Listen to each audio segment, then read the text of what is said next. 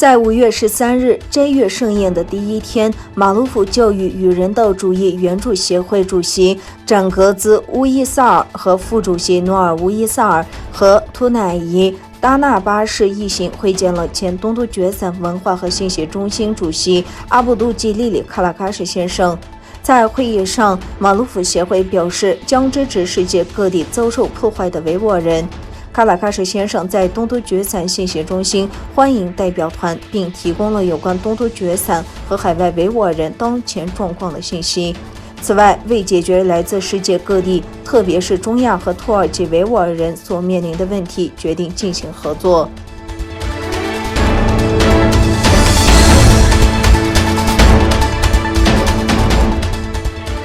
美、英、德三国12日主办一个与维吾尔人权状况有关的联合国周边活动，强调国际社会将继续对东突厥散人权议题发言。美国、德国和英国12日主办了一个针对中国在东突厥散破坏维吾尔人议题的虚拟会议。会议上，美国驻联合国大使格林菲尔德直言，国际社会将继续站出来针对维吾尔人的人权议题发言，直到中国政府停止其反人类罪的行为和对东突厥散维吾尔人和其他少数民族的种族灭绝行为。人权观察执行主任罗斯称，巴切莱特没有参加这次活动。他在活动中说，我确信他很忙，你知道我们都很忙，但我有一个类似的全球任务，即捍卫人权。我想不出有什么比今天参加你们的活动更重要的事情了。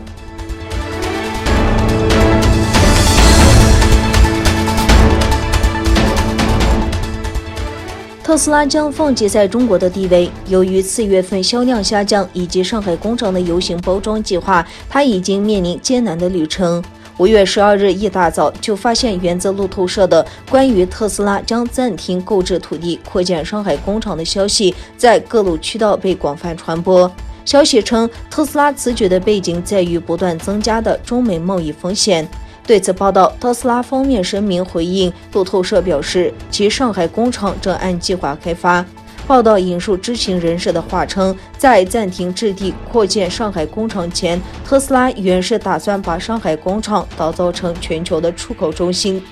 报道称，特斯拉上海工厂目前占地约200英亩，如今年产能可达50万辆，目前年产的45万辆包括生产 Model 3和 Model Y。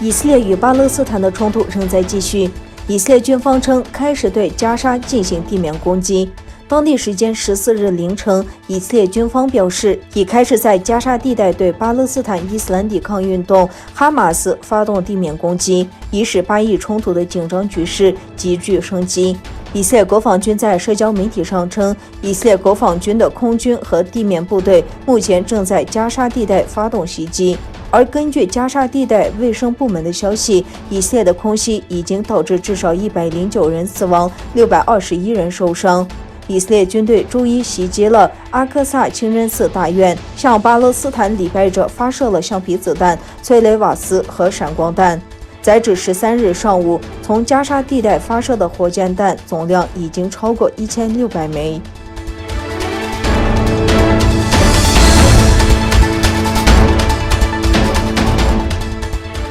美国疾控中心周四放宽戴口罩的规定，已全面接种疫苗人士在大部分室内地方都不用戴口罩。美国总统拜登称赞这是抗击武汉病毒疫情最重要的一天。拜登周四在白宫花园发表简短讲话中说，如果您已经完全接种疫苗，就不需要再戴口罩。拜登说，我认为这是重要的一步，也是重要的一天。